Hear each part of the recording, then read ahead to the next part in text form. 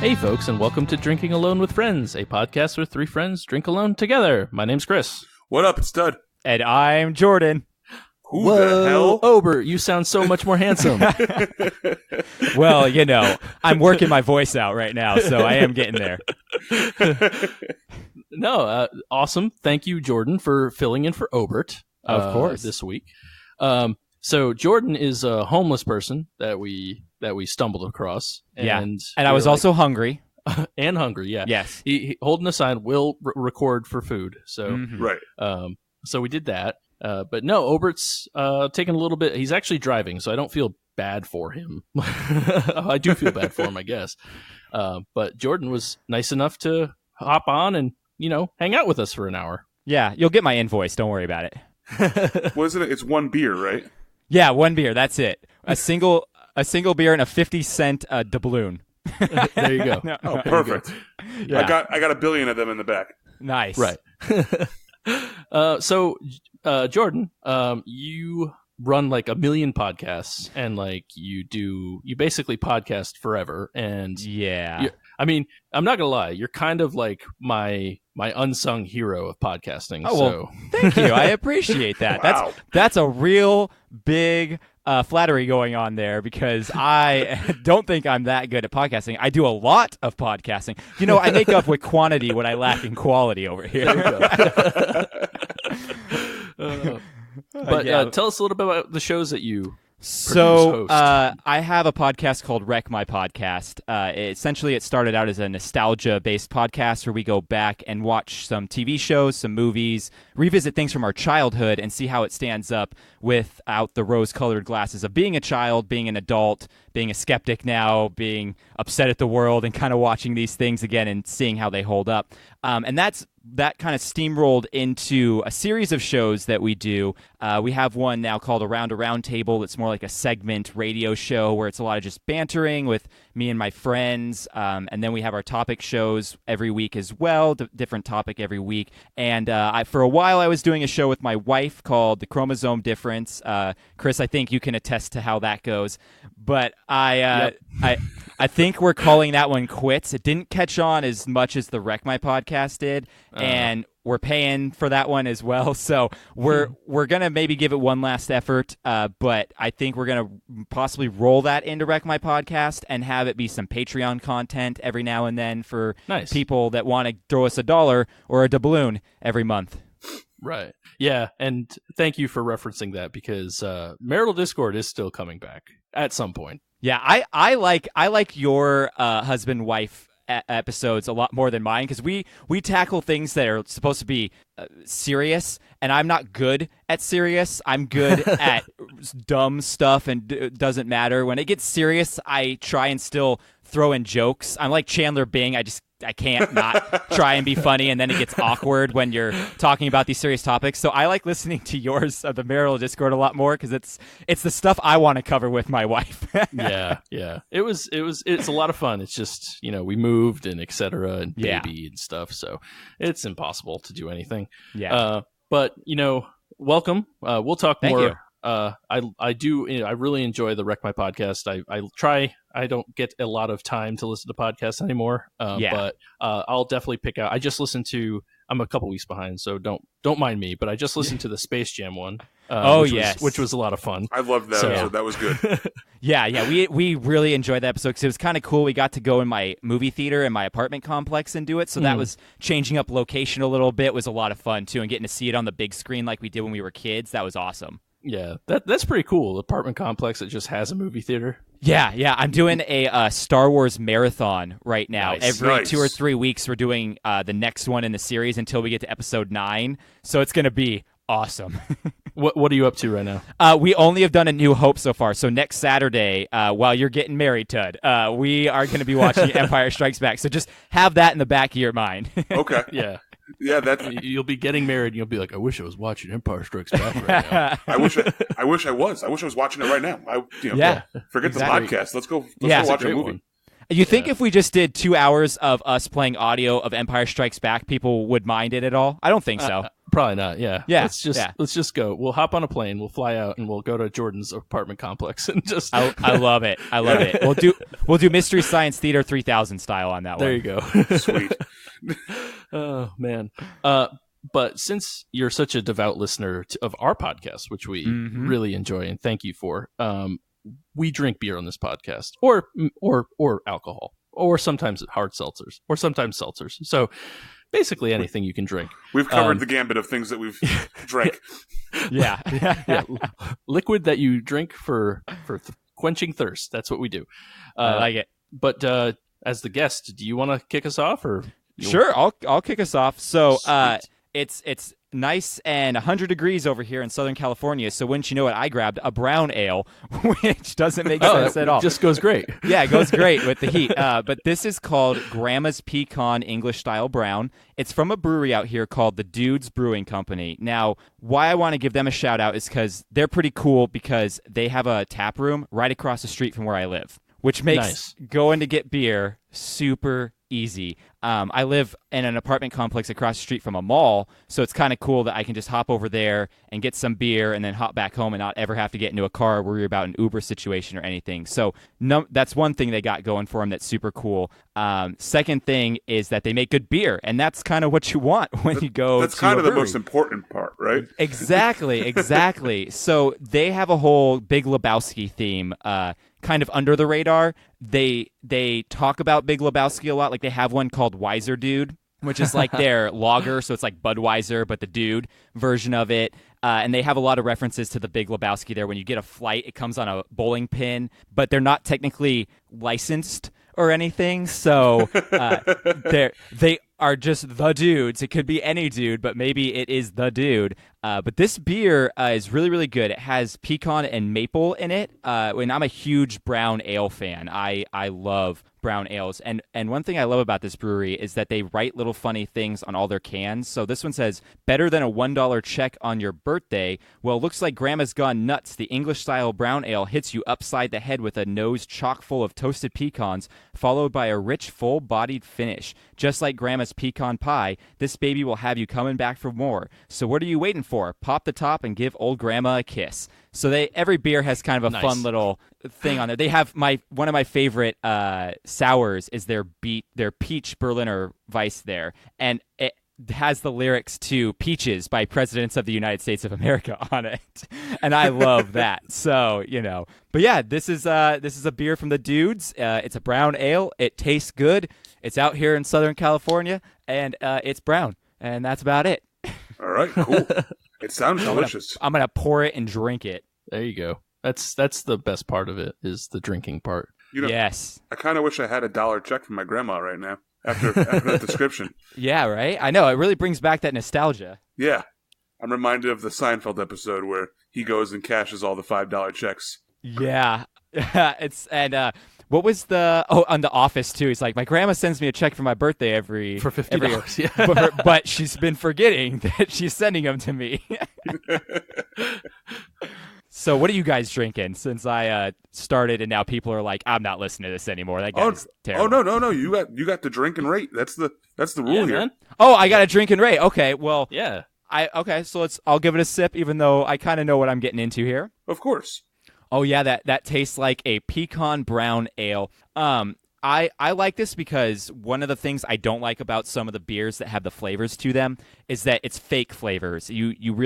It tastes artificial. It doesn't taste great. It's got that funky flavor. Exactly, and this one's nice because it doesn't taste artificial. It's mild enough that it's not super sweet, and it tastes like they could have really just put like a pecan pie through a Randall handle with some brown ale, which is really cool, and I like that. So I usually give this a 4.5. I think I'll give it a 4.5 again and just stay consistent with what I typically do on Untapped. Nice, fantastic. It's that easy. Yeah, that easy. And if you want to know, it does have a 3.63 by everyone else. It's 12,000 people. So it's not as many people like it as me, I guess. Yeah, I mean, I notice with browns sometimes, I don't know if brown, I think browns are an underappreciated style in general. So I don't know if you're going to necessarily see ones that rate extremely high on Untapped. Yeah, I'd agree with that. I guess I like the underdog, which is why I typically go for the brown ales. But Nice. Well, I agree. Most people, it's very acquired. Yeah, absolutely. If you find the right brown ale, I mean, they're fantastic. It's usually can be one of the better beers that the brewery has. You just have to find a brewery that can do it. Well, a lot of the times I find that when it's done incorrectly, it just tastes kind of like watered down flat beer, and that's never what you want. And so you're right. It's like if that's what your experience is with it, you're never going to go back to it. Right. Yeah, that's very, very true. So cool. All right. Todd, you want to drink next, or you want me to drink next, or? No, I'll drink next. Okay. For sure. I'm never going to pass up a chance to drink a beer. So I am drinking a Nauset Lighthouse Double IPA by Trillium. It's part of their Lighthouse series. It's 8.9 ABV, and I don't really know much more about it because it was just kind of there, and I bought it, and I wanted to try it. Man, you guys get Trillium and Treehouse out there a lot, don't you? Yeah, from my house right now, Treehouse is only 39 minutes, and Trillium is about maybe an hour 10. Yeah.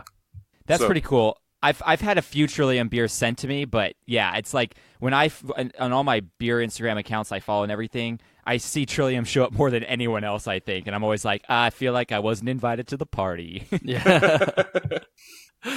Yeah, it definitely is a pretty amazing brewery. If you ever have the chance, if you're ever in or around Boston, you have to go. Yeah, for sure. Definitely make that trek one day. Yeah. As you can see, I mean, it's a standard looking IPA by them. Very orange, juicy. Yeah, it's got a lot of orange on the nose, a lot of mango. Let's check it out. Yeah, Trillium is just pretty delicious. I'm pretty jealous right now. I mean, there's a bunch in the fridge. I could just go steal one. But... yeah, that's really good. This is fantastic. You said it's a double? Mm-hmm. Nice. Yeah, it's a double IPA. Nice. Yeah, those tend to be a bit sweeter and juicier. I like that. Yeah, you get a lot of not as much orange on the tongue as I would expect, but it's there's a little hint there. It's definitely a lot more mango-y. It's kind of like I'm drinking mango juice. That sounds pretty delicious. It has a nice haze to it also. Yeah, it's very, very cool. When you guys, is this a beer that you've had from Trillium before or no? No, I've never had this beer before. So do they make, like, how much beer do they make that you're that close and you've not had this? Like, do they just switch out batches all the time, or it's just like they have that many different beers to choose from? They do have a lot of different beers, but this is one of their, so this, from what I've gathered, this is part of a rotating series of beers where they just name a beer after a certain lighthouse. So this one is named after Nauset. So I'm guessing, but if I had to figure, this is probably a one-off beer where they made it once and they'll probably never make it again because they'll move on to the next lighthouse. So that's why I haven't had this one. But a lot of their stuff, they have a lot of regulars, and they're constantly just rotating them through. So there's beers that I've been there 7 or 8 times and I haven't drank my way through the menu yet. Yeah. Oh, that's awesome. Yeah, it's pretty good. I know a lot of times, and I know Treehouse does this probably more so than Trillium, but like they'll do a lot of like experimental batches, like just trying to figure out, hey, is this good? And then people buy it because it's Trillium. But so I love those experimental small batches because like sometimes they're really good, sometimes they're just funky, and to me that's great. I'm down to try something funky and different. Yeah, absolutely. So Trillium has an experimental batch like that too, and I'm drawing a blank on the name, but it's very similar to the Curiosity series from Treehouse. Yeah. So that, I mean, I don't know if it's like that out in California, Jordan, but a lot of our breweries around here do happen to have, a series of just experimental taps. Like Fox Farm, for example, has the Rome series where they're just constantly, they're just playing around with things. Just see what sticks. we have a lot of that out here because I guess some of the ones you've probably heard of is like Bottle Logics out here. They do a lot of that stuff. Monkish is out here. They're really, really big. People love that. Monkish is delicious, by the way. Yeah. Monkish is super cool. I actually have still never been to the brewery, and I'm probably a 40-minute drive away, but I get a lot of their stuff out here. And then I don't know if you've heard of Belching Beaver. I don't know if they make it all the way out there or not. They're like my favorite brewery in Southern California, but they do some experimental stuff every now and then too, which is pretty cool. That's a cool name. Yeah. I love that place. It's great. They're fun. Yeah, you mentioned Monkish, and I've actually never had a beer from Monkish, which is it's on like one of my bucket lists, but I just haven't gotten it yet. So yeah, I imagine it'd be hard to find it out there. You definitely have to get it in a trade. So maybe we'll get something going. I'll some Trillium sent to me. I'll get you some Monkish and some Bottle Logic out here. There you go. Yeah, that was actually something I wanted to discuss with you, and I'm going to wait till after the pod to discuss this because perfect. We're going to do back alley dealing, so we're doing it. That's it. we don't want to bore our listeners with doing beer trades, but there are a few California beers like Pliny that I've never had that's on my list. Oh my gosh, dude! So, quick Pliny story, real quick. Pliny the Elder you can get out here pretty easily, and Pliny the Elder is top notch. But Pliny the Younger, now that is hard to get. And I've waited in line. I went at 3 a.m. one time to a place in Pasadena that didn't open till 11 to be one of the first 10 people to be able to go in and actually get Pliny the Younger, and it was worth it. It was so good. Wow. I know that a lot of people out there probably do the wait to get bottle releases and stuff like that. Yeah, but this was like we were just chilling in Pasadena in an alleyway waiting for this restaurant to open because they had one keg. That was it. That's all they produced for this place. Yeah, but it was totally worth it. Yeah, I mean, I'm not gonna ask you to go stand in a line at 3 a.m. to grab me Pliny the Younger, but I'll get you Elder though. Yeah, I'll get you Elder. Yeah, right. yeah, that one's easy. Yeah. That's definitely another one that I haven't had. And actually, one of our Beerstagram friends or something, they did a East versus West battle where they drank Pliny the Elder versus Heady Topper. Mm-hmm. So it's like your East Coast king versus your West Coast king, and it was just it was pretty cool. I think they preferred Pliny, if I'm not mistaken. But that's very interesting actually, because I prefer New England style IPAs to West Coast because I think West Coast is almost too piney. Yeah, and I think people actually like the pininess. I'm just one where too much of it kind of gives me that cottonmouth feel, and I don't necessarily. I like the taste, I just don't like the feeling. So that's why I always kind of go for the New England styles more than that. But I'm a weird case, I guess. I shouldn't be living here, I guess. Yeah, I was gonna say you're gonna be kicked out of California. Yeah. It's Green Flash is like, get out of here. You can come on over to Connecticut. I mean, it gets cold during the winter and hot during the summer. My wife and I are looking to move out of state. We almost moved to Texas a while ago, so who knows where we're going to end up in the next year or two. So I might be over there. You never know. There you go. I mean, North Carolina's nice. Hey, Asheville is one of the areas we're looking to move because I love Asheville, and I know you guys were just chilling there not that long ago. Hell yeah, it was awesome. Asheville's fun. I couldn't live there. I'd be poor, alcoholic, and it's not married. It's very true. There's a lot of trouble you can get in there with your wallet. All right, so I think we need Obert. I think Obert keeps us on track. So just quickly, my beer, I'm going to give it a 4.5. 4.5? Yes. All right. What do you think the Untapped universe thinks of this? I don't know. You have to tell me. I know. I'm asking you to guess. I'm going to say 4.2. Oh, okay. 4.04. Oh, close. Yeah, pretty close. Yeah, not too bad. Cool. Nice. So that's another awesome Trillium beer. Yeah. So, Chris, what are you drinking? So I have a special beer. It's called Royal Jelly, and you can't see it because I had to turn my camera off because my computer's stupid. But it's called Royal Jelly. It's from Plan B in New York, and it's Plan B, B-E-E Brewing. Ooh. Not like Plan B, the restaurant chain in Connecticut. Right, or the the pill. Right, exactly. Neither of those things. So this is actually a bee farm that... Oh, wow. Cool.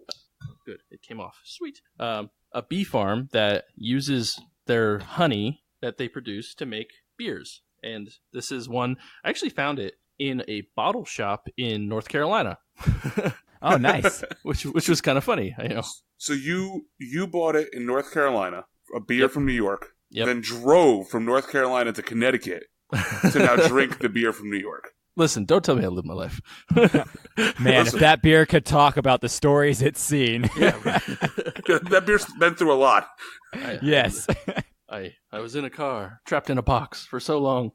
So this is, like I said, the Royal Jelly, which is a New York wild ale, which is brewed with honey and aged in bourbon barrels. Oh, wait, no. Ooh. No, wait. Brewed with honey, aged in bourbon barrels. So maybe the honey's aged, the way I'm reading it. Ooh. Oh, so like honey aged in bourbon barrels used to make this beer. That is very unique and cool. Yeah. So I'm pretty excited about it. I heard about this place a long time ago, and I was never able to get a bottle. And all of a sudden I was walking, I was like, oh my God, right here. So I'm pretty excited for it.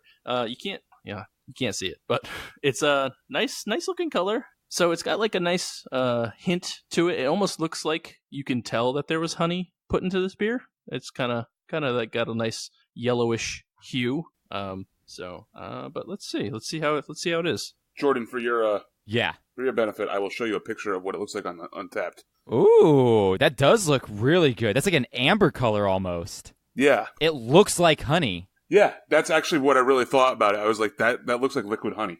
That is super awesome. Wow, this is phenomenal. This is really good. I mean, there's a lot going on. It's a wild ale, so you're gonna you get some tartness, of course. Oh wow. Yeah. But it immediately you get some bourbon flavors and then sweetness from the honey, and it all just comes together really nice. I'm trying to see. I'm gonna try one more sip. It sounds delicious. I can't wait to walk around the corner and go take a sip of it.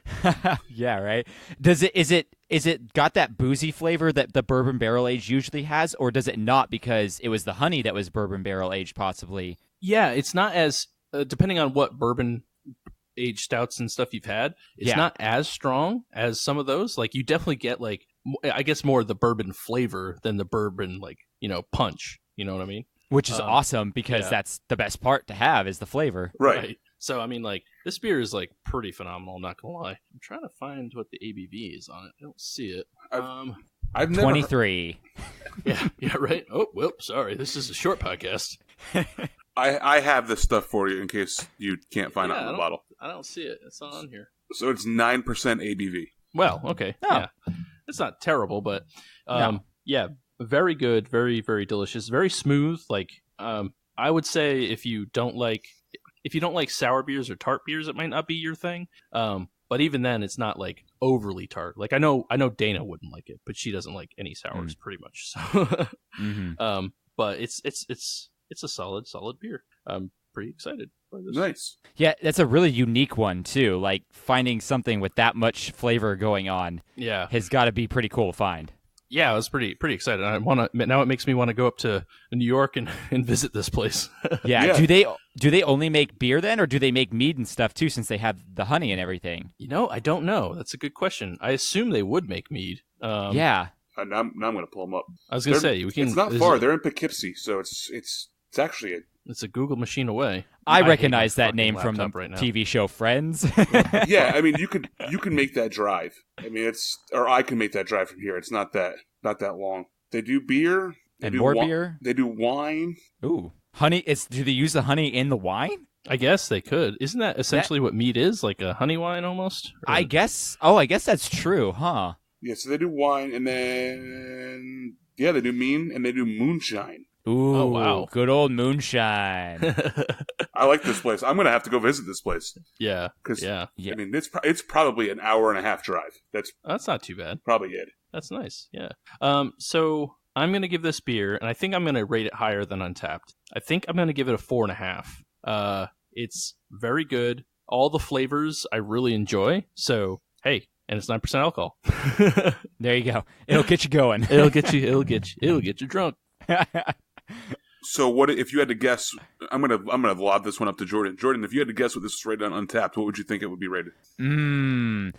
Okay, so because it's a very unique style, I'm gonna skew it a little bit lower than what I think. Because I think some people are gonna give it a low grade just because they aren't expecting it. Mm-hmm. But I think it's still gonna be high. So I'm gonna give it a 3.98. And Chris, do you want to take a guess?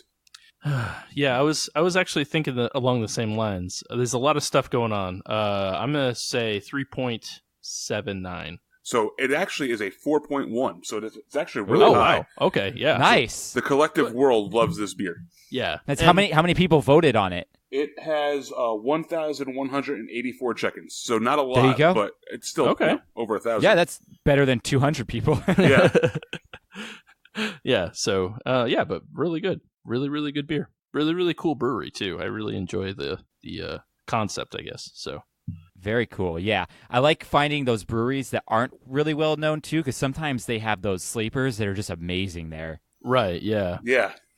That seems to happen more and more. Mm-hmm, it's true. Yeah. Well, yeah, because I mean, we're talking from Connecticut, California, and North Carolina now, like three of the bigger beer states in the United States, and I mean, sure, we have the Monkishes and the Tree Houses and the Trilliums, but I mean, how many breweries do you go to where you're like, man, this beer's really, really good? It's on par with those other places, you know? I think we did that a few times over the past couple days here. Yeah, that's true.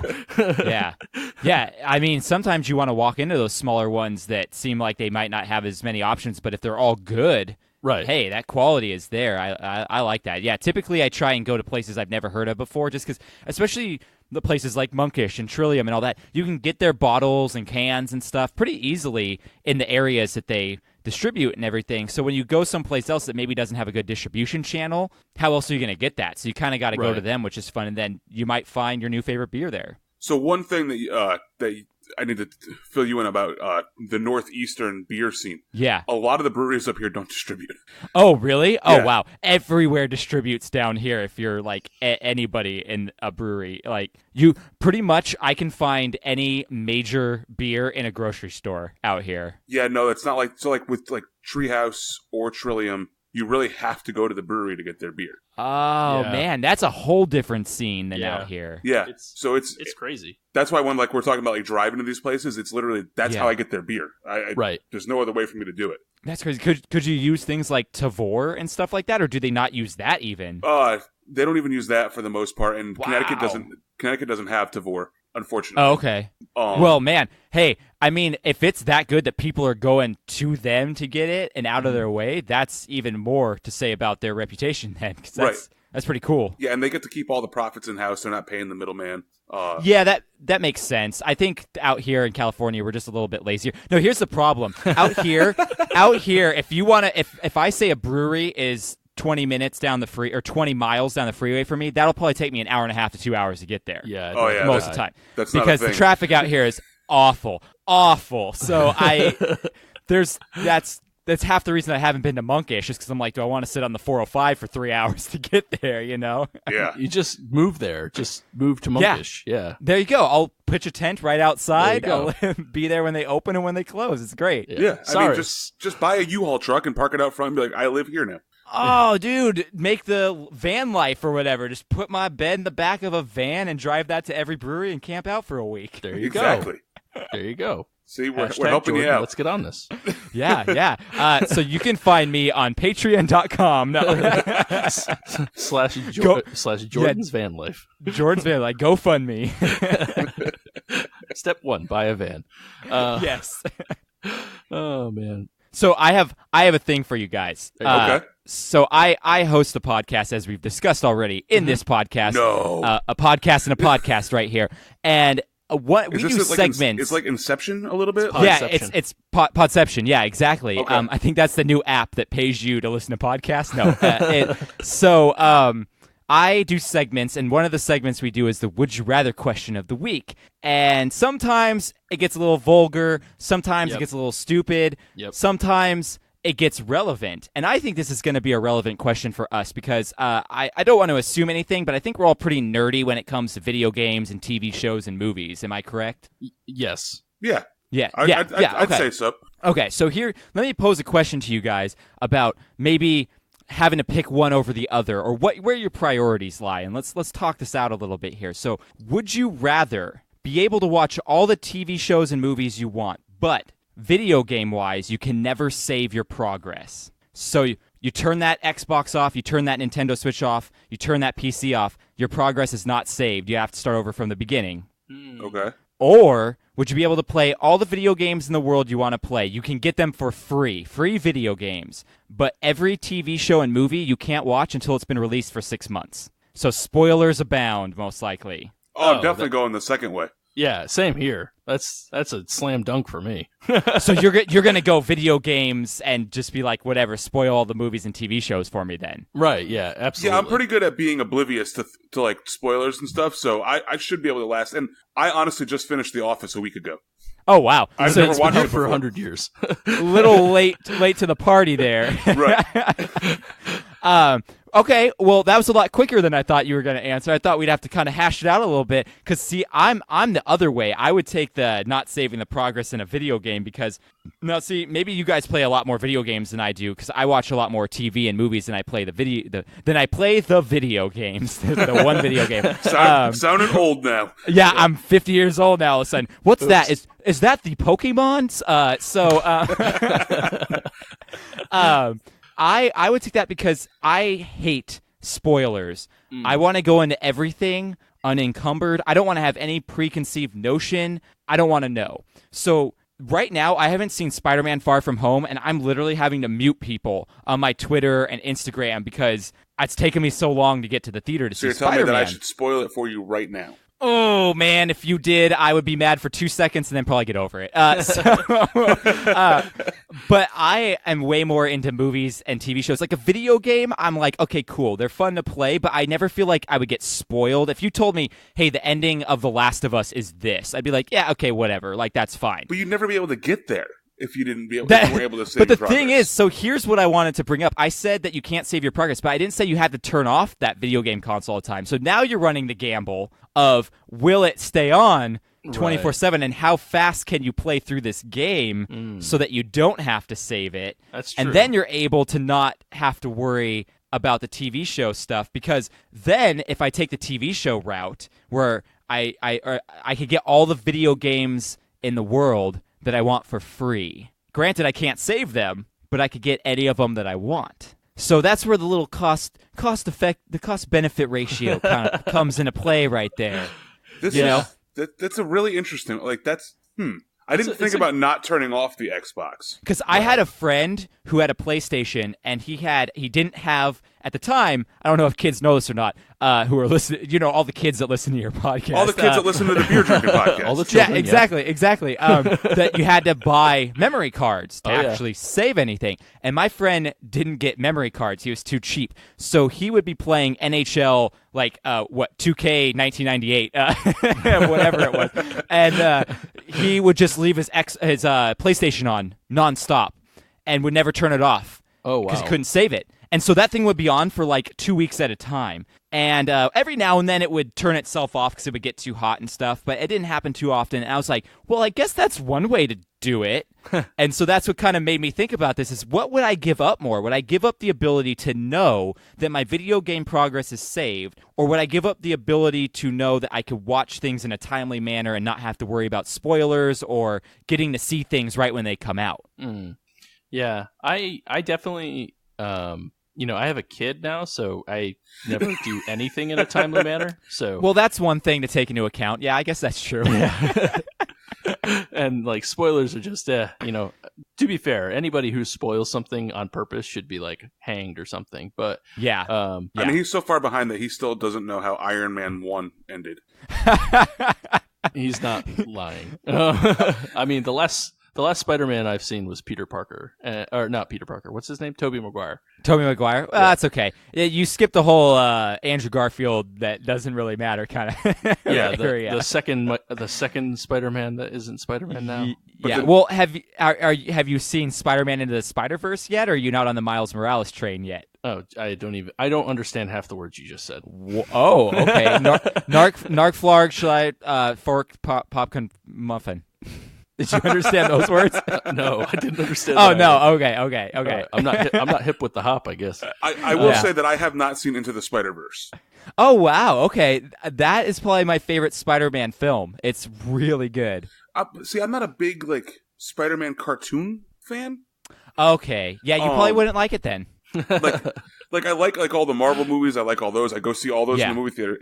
Into the Spider-Verse just wasn't my thing, but I've heard everybody who has seen it has said that it's awesome. Yeah, so, it's what I love in movies and pop culture and TV is metaphysical stuff. Like when it knows, it's self-aware. And Spider-Man Into the Spider-Verse is very much self-aware of what it is. So is it like Deadpool with Spider-Man in the cartoon? Almost, yeah. I mean, let's be honest. Spider-Man was the original Deadpool. He was the one breaking the fourth wall before Deadpool was even around, So it went back to its roots in that sense. And I don't want to give anything more away because there's a lot of stuff that's very interesting that you find out while you're watching it. And there's also a lot of hidden features if you buy the Blu-ray that are pretty cool that I've stumbled upon. But I would say that's definitely one to check out if you're into comic book lore at all. It's a good one to check out, which I think it's free on Netflix right now, or with a subscription, but I think it's on Netflix. Oh, okay. Well, then I probably will watch it because that's. Yeah. I mean, I don't have cable, so it's it's all Netflix and all that. So yeah.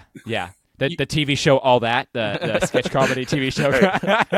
I was have all the VHS DVDs. I was actually kind of upset on your podcast. You were doing like all like the music stuff, and everybody got Keenan and Kel like that.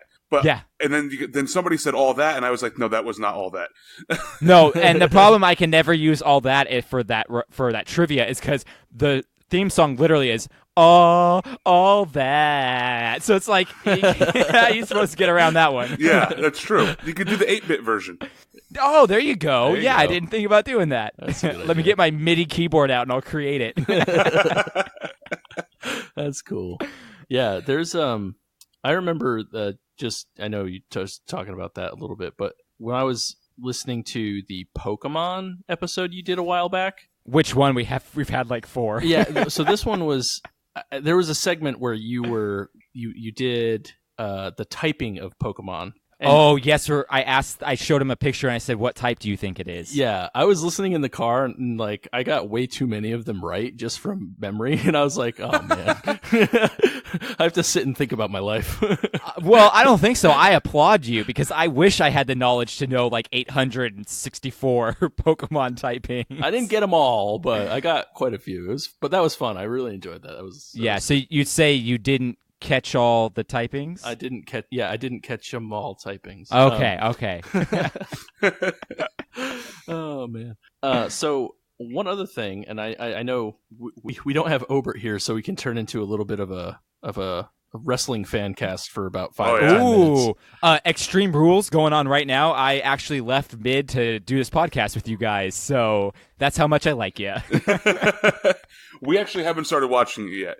Okay. I won't say anything. Not that it's we all assumed it wasn't going to be the greatest pay-per-view, but right. I mean, I feel like I've been a little bit disappointed recently, just because I feel like there's the outside stuff outside of WWE I've been more entertained by. Well, I have a question, but I want to hear what Chris's question was first before I step on anyone's toes.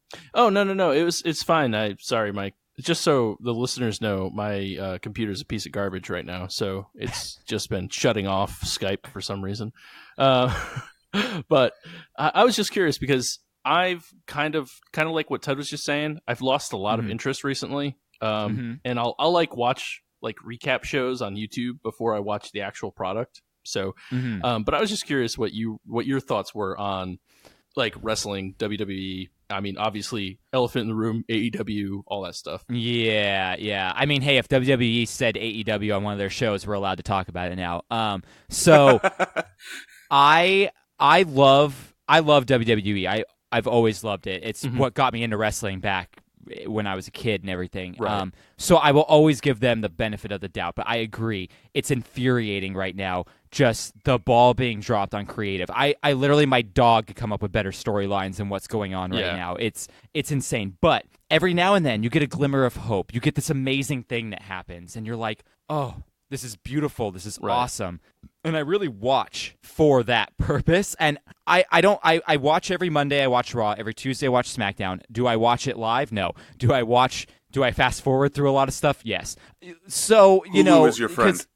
Yeah, exactly. Hulu breaking it down to that hour and a half, 100% what they need to be doing, because Raw is way too long right now. And the whole wild call rule, I could go on for hours about all the blunders they've done recently. But the shining light at the end of the tunnel, which could either be the train about to kill us or could be our way out, I don't know, is that Paul Heyman's taking over Raw and Eric Bischoff taking over SmackDown. This could be what they need to inject a little bit of adrenaline back into the product, because let's be honest, AEW is walking circles around them right now. Right. Not not only are they coming up with more compelling stories and characters, they're also giving their pay-per-views away. The past 2 have given away for free on Bleacher Report Live. I mean, you can't beat free. It's just, and then they're gonna have they're gonna have their own weekly show coming out on TNT soon.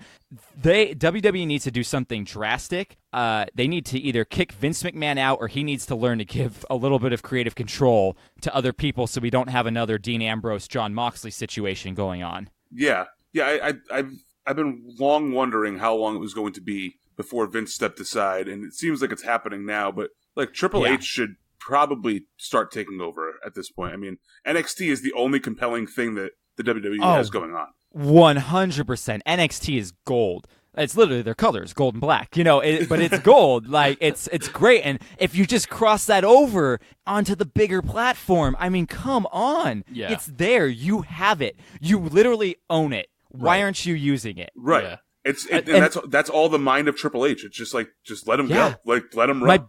My biggest fear, too, is that Undisputed Era is going to get called up and go the way of sanity. Like, oh, man. What are you even thinking and doing? You have this product that's over. People love it. And you bring it up and you pretty much castrate it and throw it in a fire and say, here you go. Right. And no one wants that then. Like, Nikki Cross, what is this crap with her? She should not be with Alexa Bliss. She should be going out there and, like, beating up the dudes backstage. Like, come on. I don't get it. It infuriates me when they do things like that. Yeah.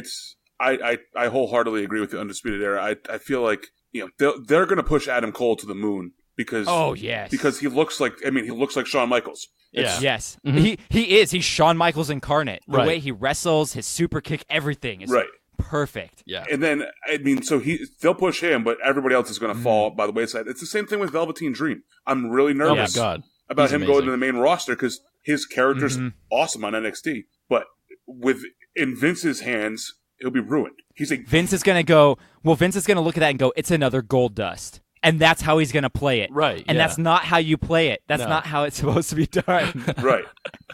Yeah, no. Yes.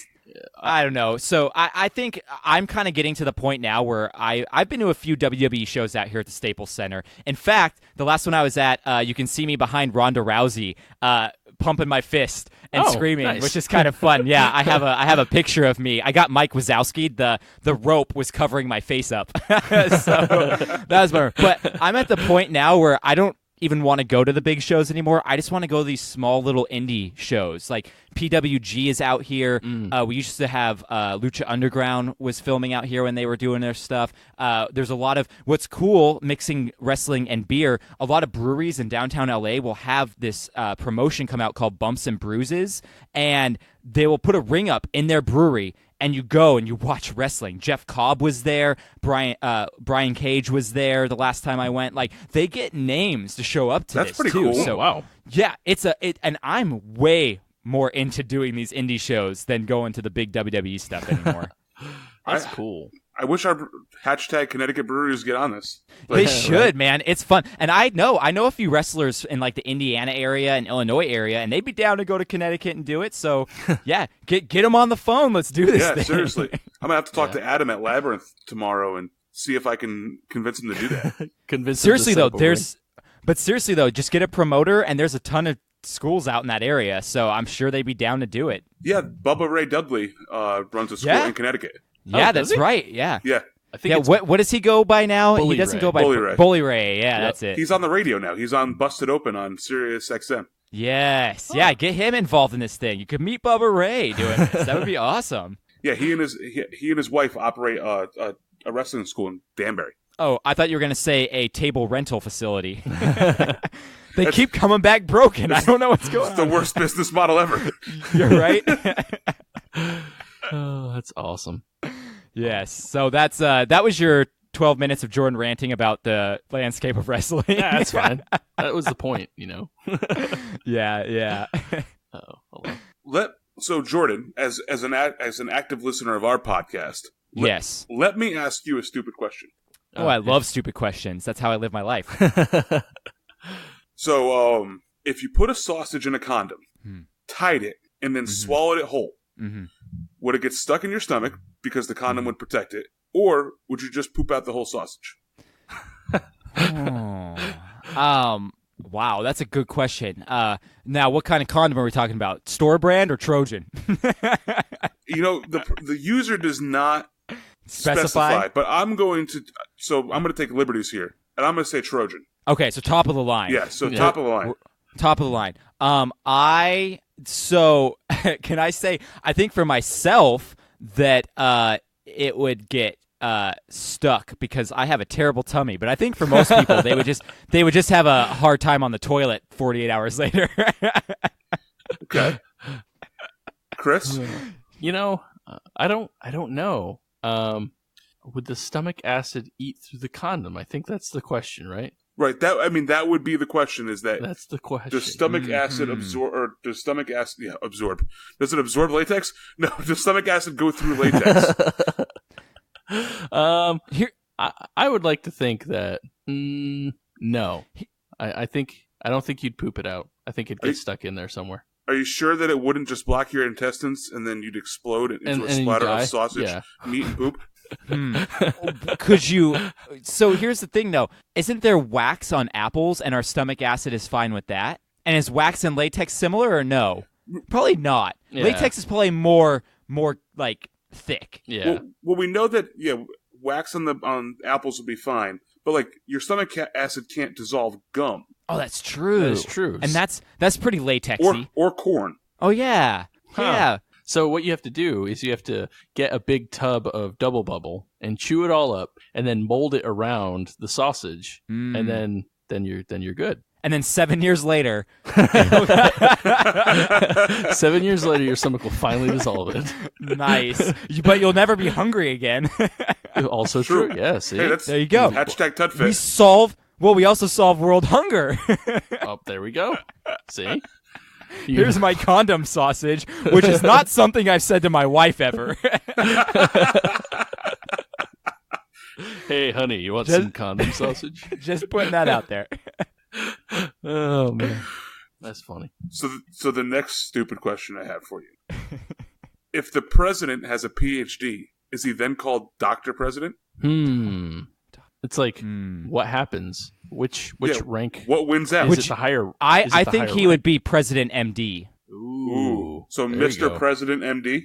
Yes, Mr. President M.D. Mr. President Trump. Well, MD. What if he's not an M.D.? A medical doctor. Yeah.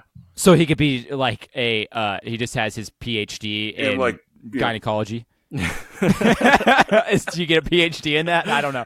I don't know things. I don't live in the world. I don't know. Like what if his PhD was like geology? Then he'd be President Rock. Yeah, President Fossil. Ooh, the Rock is president. There we go.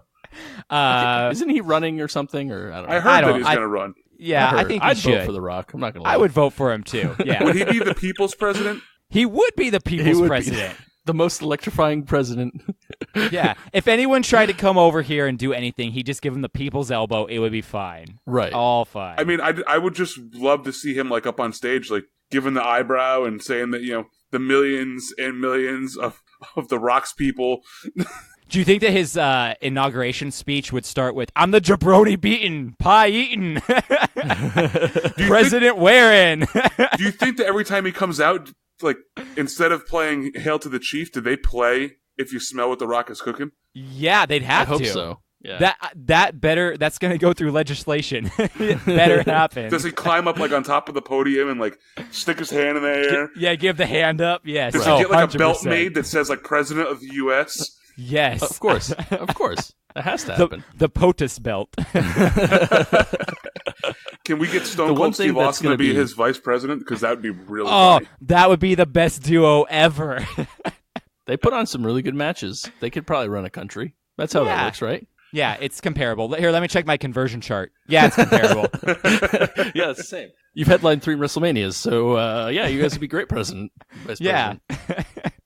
I mean, the one thing that I do feel bad for is the president after The Rock, after he has to carry around this 40-pound belt and, come out to The Rock's theme music for the rest of his presidency. Yeah. We're kind of getting... I don't feel bad for him. I would want to do that. Who wouldn't want to do that? I guess that's true. I mean, I feel like that's what his vice president, badass. Stone Cold Steve Austin, runs, and then he switches it all up again. Yeah, well, that's true. And then before you know it, Triple H will move in, and it'll be fine. And we'll just keep cycling out wrestlers. Yeah, there we go. Oh man, that's funny. All right, so we're going into war, and U.S. you're going over. So it's all predetermined. Yeah. What is it? In rock, paper, scissors, The Rock always wins. Yeah. Yeah, I like that. No, but to go back to your original question, I don't know. Dr. President. I think it would be Dr. President, actually, because if we can have a Dr. Pepper, we can have a Dr. President. Ooh, that's true. I like that reasoning. Yeah. I'm for it. That was a good reasoning. Yeah, I think I would want to. If I went to school for like 1 billion years or whatever and like became a doctor, I don't care what I am. You better call me doctor. That's true. Yeah, exactly. But then you went to school for all those years. You practiced doing whatever, teaching in a college somewhere. Let's just assume, because in our hypothetical situation, he's a geologist. Right. But then you go to become the president. Like, then you worked really hard to do that for the title of Mr. President. So wouldn't you want to leave your doctor behind? Not if you could have both. It's true. I don't think you can vacate it either. I think you can't just be like, I'm no longer a doctor. I renounced my doctorship. I ripped up the paper. It no longer exists. Doesn't matter anymore. That's I think I would have to agree. I think you'd have to call him Dr. President. Probably, yeah. Yeah, Dr. President Thunder. I feel like that's has there ever been a president who's been a doctor? Oh, almost positive. Yeah, probably. Back in the day when presidents did stuff. Right. We're very smart, so just don't even Google. Just say probably. Yeah. Yeah, Actually, I'm gonna say the 32nd president. Yeah. Woodrow Wilson was a doctor. There you go. See? It's exactly what I was thinking of. And he was still referred to as Mr. President. Apparently this is a really popular question. I like to think that we live in an enlightened age where we can refer to him as Dr. President. Woodrow Wilson, back then, they weren't as enlightened as we are now. So I think that we could give him Doctor and President. Dr. Mr. President, if you want. Now that's probably the way to do it. You have to call them Dr. Mr. President. Yeah. Dr. Mr. President, M.D. D.D.S. Yes. C.P.A. O.B.G.Y.N. O.B.G.Y.N. Yeah. And other letters. Yeah, more letters. Just list the alphabet behind his name. Yeah, A, B, C, D, E, F, G, and X, Y, Z. Sometimes Y. Do you guys want a sneak peek? I don't know if you want to leave this in the podcast. Do you want a sneak peek of what my random question was for my friends this week? Sure. I asked them, where do you think the term "screw the pooch" came from? And we had a lively debate about how we thought that came into existence. So what date is your podcast? Your podcast comes out on Monday. On Monday. Tomorrow this will be posed. Oh, so we can so we can actually talk about this here. Yeah, because the benefit of hearing what you guys did. Exactly. Right. Yeah. And so I asked them because I have the answer of how it came into existence. Actually. Okay. Yeah. Huh. Screw the pooch. Let me see. I'm just going to think about this a little bit more, but I'm just going to state the obvious. Yeah. Was somebody having sex with a dog? You would think. You would think. But no. Okay. I bet you. Thankfully. I wonder if it's like... the people on Drinking Alone with Friends do not condone sex with dogs, just an FYI. Yeah, no, definitely that. Yeah. So I think, screw the pooch. It has to be something a mechanic used to say. Ooh. Because back in the day, every car had a faulty piece of machinery called a pooch. And all you had to do was screw it to... Am I close? I like your story almost more than the real story. I would definitely go with that. No, so actually the real story is that back in the 30s there was a phrase called walk the dog or feed the dog, which meant being lazy. I don't know why that was. Then people in the military would say, pardon my French, fuck the dog as the term instead of walk the dog, feed the dog. And as time went on, you weren't allowed to say that on television. And people wanted to portray that saying in military TV shows and books and stuff like that. So they softened it to screw the pooch. So you're telling me over time. It was softened in MASH, basically. Yeah, exactly. Pretty much. Yeah, pretty much. So it started as walk the dog turned into fuck the dog, and now we're at screw the pooch. And it originally meant being lazy, and now it's turned into being like something bad happening. Right. So just over time, it's like in the military, they kind of adopted that then as being the like, oh, you really screwed the pooch on that one in the military, but the more vulgar term of it. And so that's how it came into existence. Huh. Very interesting. Thank you, Army, for giving us that one. I know. That's an interesting one. Yeah, that is. Yeah, because I always thought, where the heck did this even come from? I kind of like Chris's version better. I do too. That seems way more presentable and also realistic, in my opinion. Right. Yeah. See. Yeah. This damn pooch keeps giving me problems. Screw that pooch. Yeah, just screw it. It's how you fix it. Just screw it up. Just screw it. It's fine. Yeah, just stick that flathead in there and just turn it away. Screw that pooch. Oh man. So Jordan, I have to ask you, and we're probably we're going long on this one. It's fine. I don't care. Like I said, we don't have Obert. Obert's like the pod dad. He like keeps us the pod dad. The pod dad. Yeah, I'm dad of the pod, but you got to have one of those. He's the pod dad. But we're gonna go a little long, I think. So, I mean, you obviously you do a million podcasts and you drink beer and you take part in the hashtag TudFit lifestyle. If you know it. Follow him on Instagram. You'll see all his workout videos and stuff like that. Yeah. Like when I first started watching him, he was like this big 450-pound man. Then he heard hashtag TudFit, and now he's like this slim, slender, handsome model that we have on our screen here. So I swear by it. I'm like oh no, what's the guy's name from Subway that's bad? Is it Jared Fogle? Yeah, I'm like Jared with less child stuff. Right, yes. So what started you on, because you also do the beer and we like the beer. Yes. So what beer, if you had to go back to the seedling of your beer drinking, what beer is the one that you were like, hey, I want to drink all of these? So let me give you a little bit of background about how I got into alcohol first. Allegedly, I was 19 years old. Allegedly. And you could have turned 19. I don't understand this story. Yeah, exactly. This is hypothetical. I was actually 38 years old. But my friends had gotten into drinking, and I was always the goody two-shoe kid, and I was like, no, can't do that. Don't do that. And if you come into my house, don't ever bring that stuff around. One time I had a party at my house when my parents were gone, and all of a sudden I realized I was sitting alone in my living room, and I was like, where are my 12 friends that were here a second ago? And they were outside in the front lawn at my friend's car drinking some vodka and crushing some cores, because that's what you do with the cores, you crush it. And I went out there, and I was just like, man, am I that lame that you guys have to leave my house? So I was like, let me try this. So I took a swig of vodka, I had a beer, I was like, this doesn't taste half bad. So at that point, I thought good beer was Corona, stuff like Heineken, Stella Artois. Ooh, fancy, pinky up, Stella Artois. Right. I thought those were the fanciest beers you could get, right? I had no clue this whole world of beer existed. Didn't even know it. Fast forward to me being 21 or 22, and I found out that in my town there was a craft brewery called Wolf Creek Brewing Company. And I was like, oh, what's this thing? Like, I didn't know this existed. Like, what is this? So I went to it.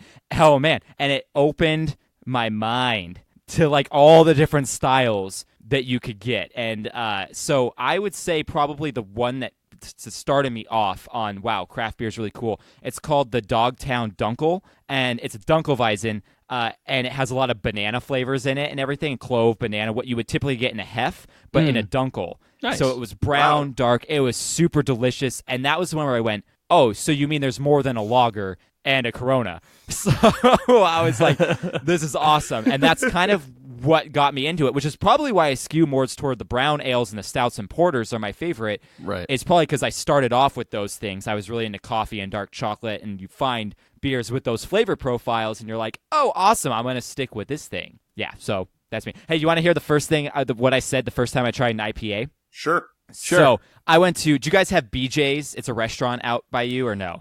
So funny story about that. I'm going to BJ's on Tuesday because they just built one. They're doing a soft opening, so I actually get to go and get a free dinner. Oh, perfect. Yeah, cool. So BJ's is awesome. Love their food. Their food is amazing. They have a pretty good beer selection. I've tried quite a few different styles of beer there that I would have never tried without them. But I went there one time, and they had the Green Flash West Coast IPA. And I asked my waiter, I've never had an IPA. Would you suggest this? I'm just getting into beer. He's like, oh, love it. Perfect. Great. Get it. It's like, cool. Give it to me. Take 2-3 sips. Not digging it. Because, first time drinking an IPA, it's a little intense, though. Oh, yeah. If you're not used to hops, they're a very weird flavor. I couldn't get through it. And so I was like, can I just buy a new beer? I'm not digging this. He goes, well, what's wrong with it? I said, honestly, it tastes like a sweaty gym sock. And that was how I got him to take my beer away and give me a new beer. And, I acquired the taste over time, but that was my first experience with an IPA. Nice. That's awesome. Here I am now with a beer Instagram account. That's how they all start. Yep. Yeah, that's probably pretty similar to what I first thought too. I was just like, this is not for me. Until Sip of Sunshine, and that changed the entire world. Well, it's intense. It's definitely, IPAs are intense if you're not used to it. Yeah. Yeah, when I met Dana, she didn't drink beer like at all. She was like straight up vodka, mixed drinks, that kind of stuff. Party animal. That's right. Yeah. No, we talk about it, but she was like, she's used in her heyday used to be pretty good at drinking. I don't know if that's good or bad. She got an A+ back in the day. Yeah, she got an A+. Yeah.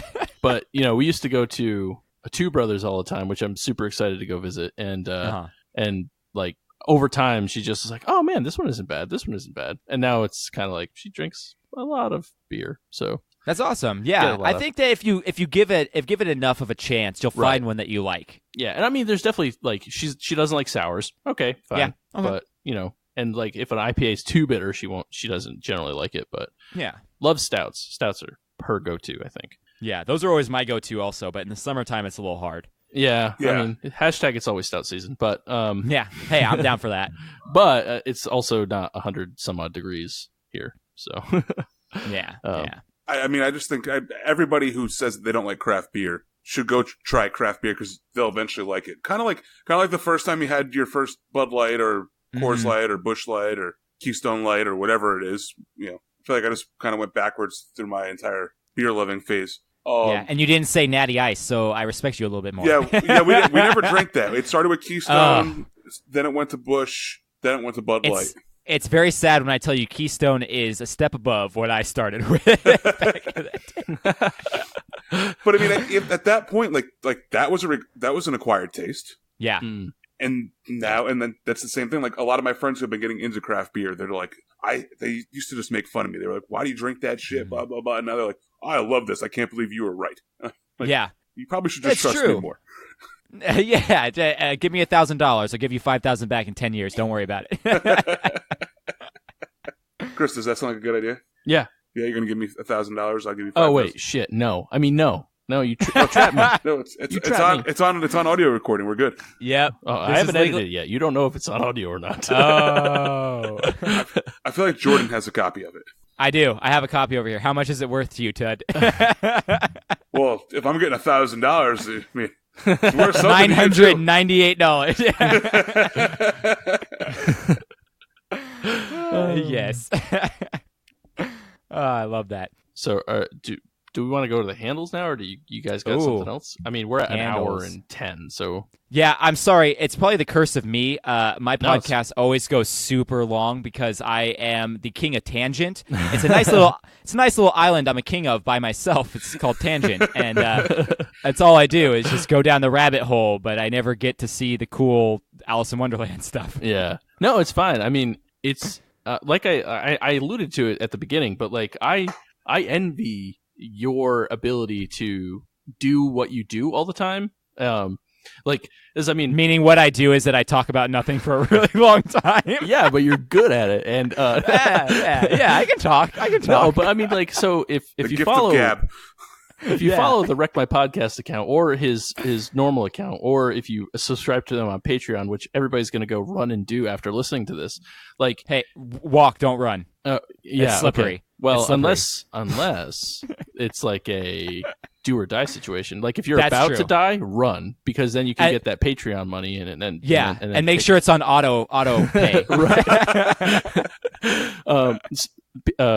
Drinking alone with friends does not advocate for anybody to die. So, but I mean, you guys do, like, you're very engaging with your fan base, which is awesome. I feel like we're terrible at it. And like, but like you put up like weekly Patreon episodes. I think at least, and we try to. Yeah, outtakes and all this stuff, and it's just like I wish I could do what you do every week, because I appreciate it, and I think it's just you guys are doing an awesome job. So, well, all that says about me is I have a lot more free time than most people. So, it's definitely a commitment. But honestly, if anyone's willing to give me even $1 a month, I'm like, you should be getting something back for it, right. And even if it's, like I said, quantity over quality sometimes. But I want to give a quick shout out to who actually my mentor in the podcasting world. There's a podcast that I love. I mention him on my podcast all the time, Jason and Mindy. He is kind of my Jason Galbraith. He's kind of my podcasting mentor.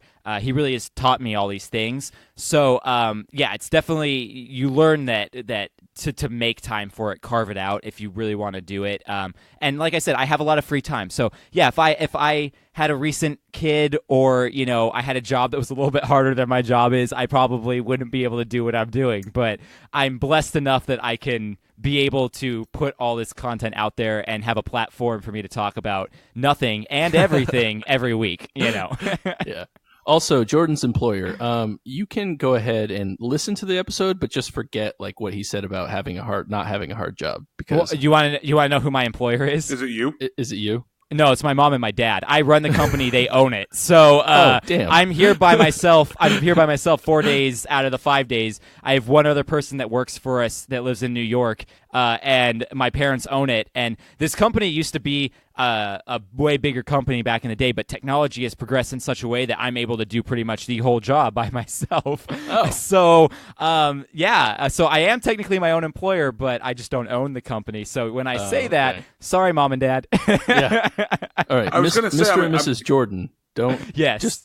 give him more work. He doesn't need more work. Yeah, don't need it.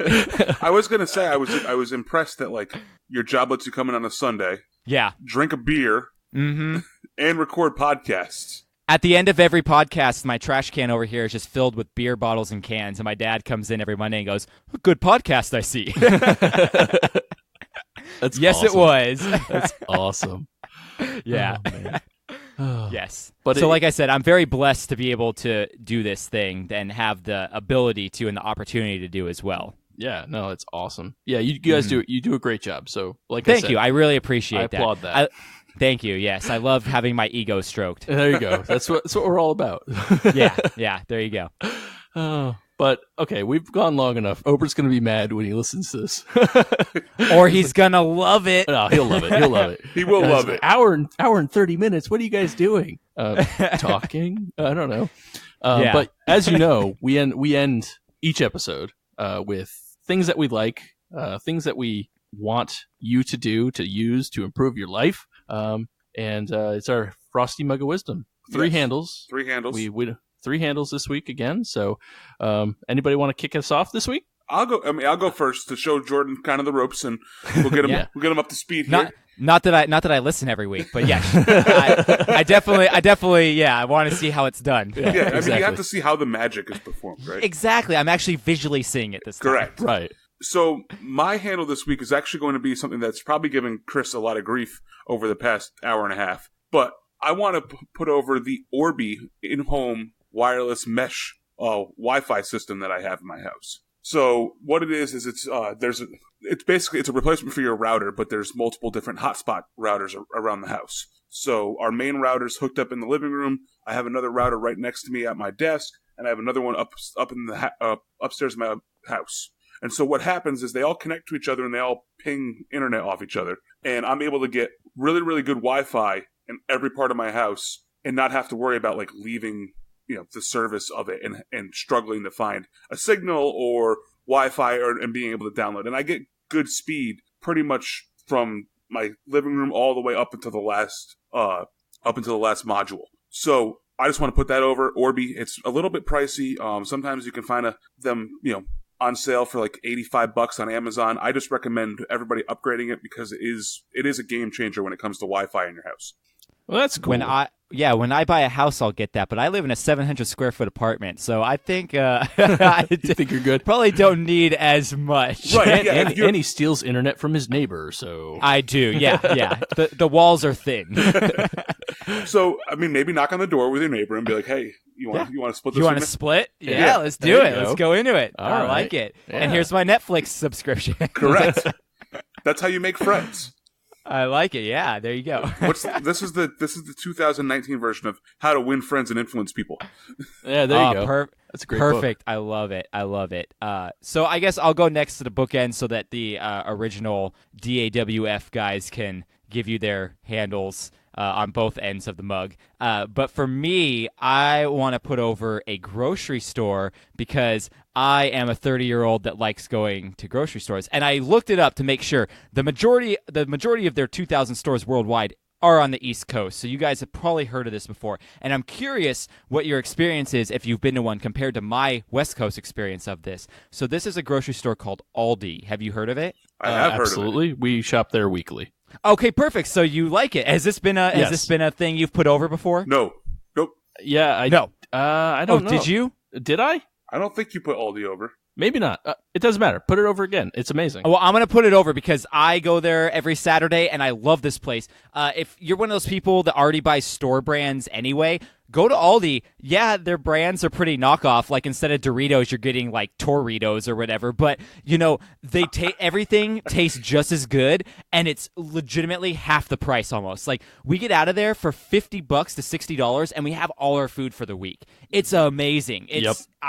The place, and the hard part is that when you find something you love, it probably won't be there when you come back the next week because it's pretty much the Ross or TJ Maxx of grocery stores. It's kind of like hey, what fell off the truck? Cool, here you go.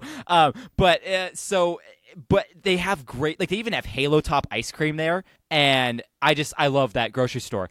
Some of my favorite meals are from that grocery store, and they have beer for super cheap there. They have wine for super cheap there. I don't know about in Connecticut, folks. Oh, okay, you guys don't have it. Well, out here, you're able to get like Golden Road, Stone, stuff like that, like the bigger names at the ones in the West Coast and everything. So, yeah, if you haven't heard of Aldi, go check it out. And one thing I just heard is Aldi is going to be going all organic, which means that they are going to be putting Whole Foods a run for their money, but the prices are going to stay the same. So don't ask me what magic they're doing to get that to happen, but they're going organic with their produce and everything, which is super cool. So #fun fact for you, Jordan. Yes. Do you on the West Coast? You guys have Trader Joe's as well, right? We do, yeah. The Trader Jose. So, so Trader Joe's and Aldi's are from the same family. Oh, okay. Well, that's why I like it so much because I love Trader Joe's too. Yeah. So they are they're related.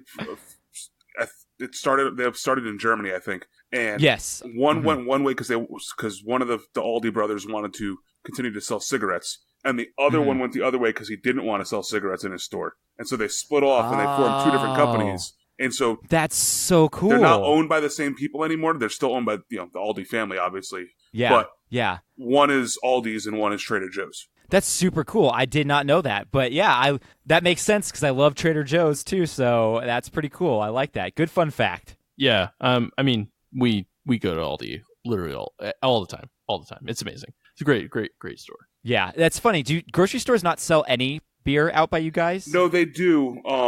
But like even out here, like Trader Joe's in like New York City and stuff, they're really famous for, it used to be $2 Chuck, but now it's like $3 Chuck, which is their wine. Yeah. Ours don't sell them in Connecticut for whatever reason. Aldi's and Trader Joe's don't sell alcohol. I mean, Trader Joe's sells alcohol, but they don't sell wine. Because our supermarkets are not allowed to sell wine in Connecticut. Is it like a blue state thing where it's like the alcohol percentage has to be a certain threshold for it to be able to be sold in a grocery store? I think so. I think that's what. Okay. I think it's one of the old blue laws that Connecticut still has. Interesting. Man, it's just such a different world. Yeah. It is. Yeah. But that's mine. I'm done. Actually, they might actually be the same company. I might have just lied. # retraction. Oh, no. Yeah. So actually, they are the same company. Sorry. Let me just bet that up. So there you go. Aldi Nord and Aldi Sud Aldi North and Aldi South, are the same company. They're owned by Aldi, and their subsidiary is Trader Joe's, which is Aldi Nord in the U.S. Sweet. Aldi That's Sud awesome. is what we know as Aldi in the U.S. There you go. Now, you heard it here first, ladies and gentlemen. Breaking news. Bum, ba, da, ba, ba. Oh, by the way, just spinning back real quick. Congratulations to Djokovic for winning Wimbledon today. Oh, yes. You know, our hit segment. Our hit segment of sports news. Old sports news. Yeah, old sports news. And how about them Patriots? Hey, listen, you don't. We don't like the Hey, I'm a Broncos fan, so I feel you. Oh, so you got like the leftover Peyton Manning thing. Okay. All right. Yeah, that's what we got. But hey, we got a ring out of it, so it's fine. That's true. I'm a Cowboys fan, so there's no Patriot fans on this podcast. Okay, good. That's I'm true. okay with that. Yeah, no.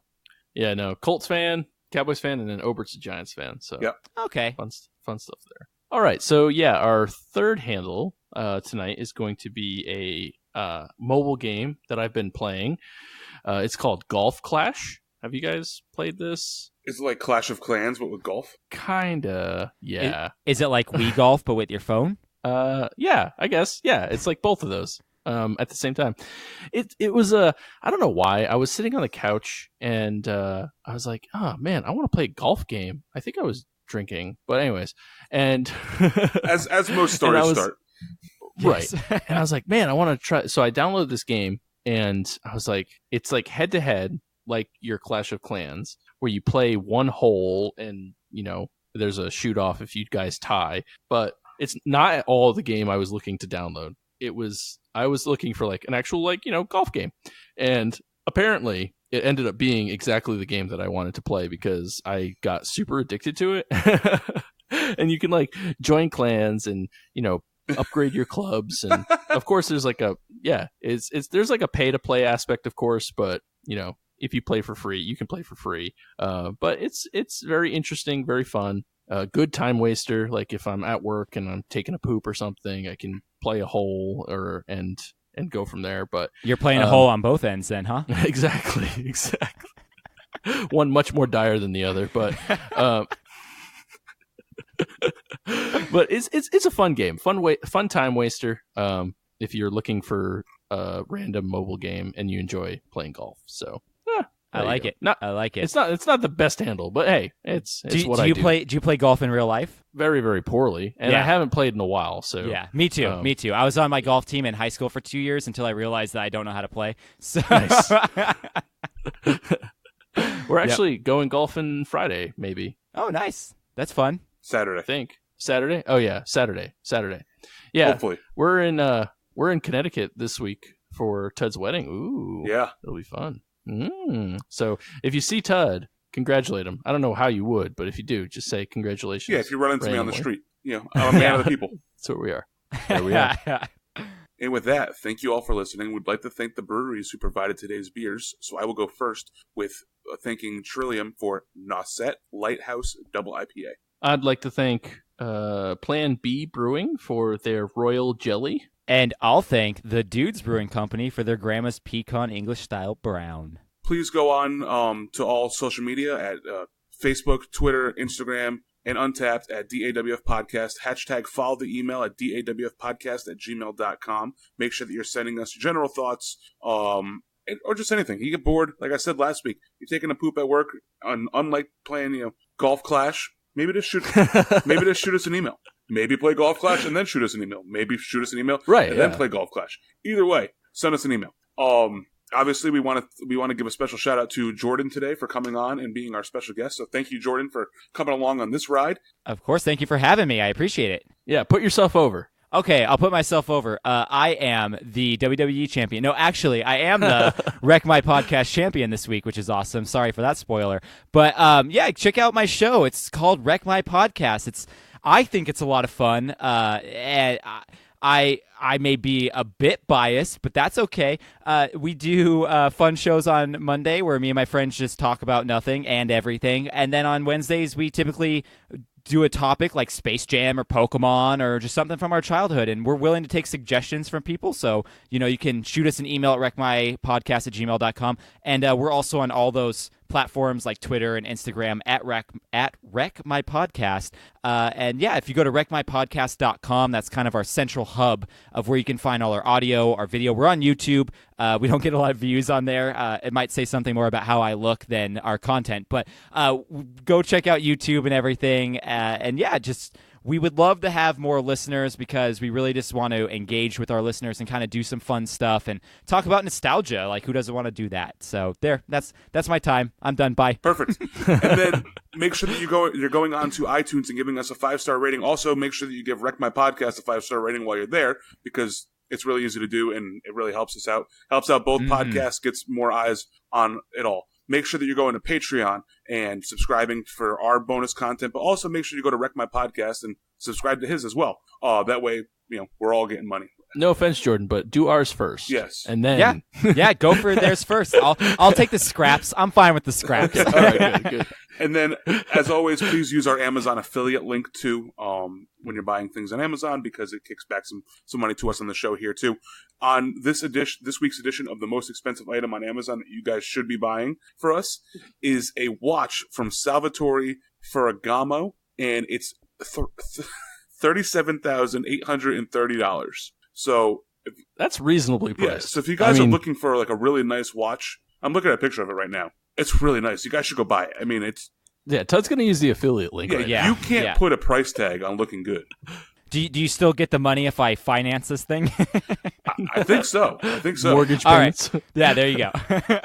And, and currently, it's actually, that is the sale price, $37,830. It is usually a $50,000 watch. So, that's a steal. That's a steal.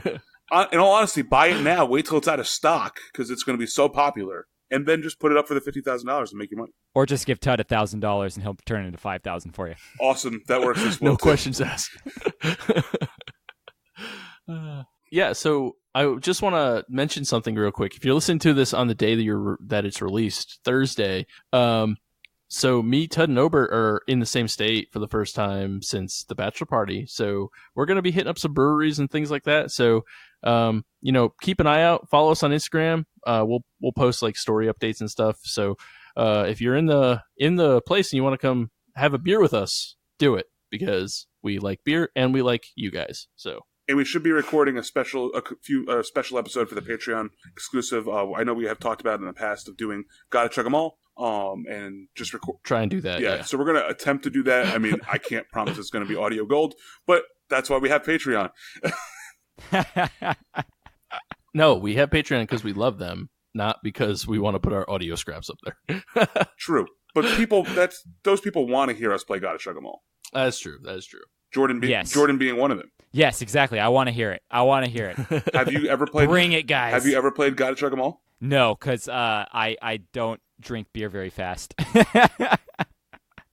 There's actually not a ton of like actual fast chugging. Yeah. It's just a very awesome Pokemon-themed board game with drinking. Oh, that's fun. Then I'll see you guys in 4 days. Hey, perfect. After this, come on up. After this, I'll give you my address. You can just come on out. Boom. Yeah. I'll start driving now. Yeah, you'll make it. Because you're probably going to need that much time, huh? Yeah. And so with that, my name's Todd. My name's Chris. And I'm Jordan. And remember, if you're drinking alone, do it with friends. Sweet. Nice. There we go. Yeah, nailed it. Woo. First time. Exactly. It's almost like you're a professional podcaster. I wouldn't say professional. So you guys are good. You cut out the stuff that's filler. I just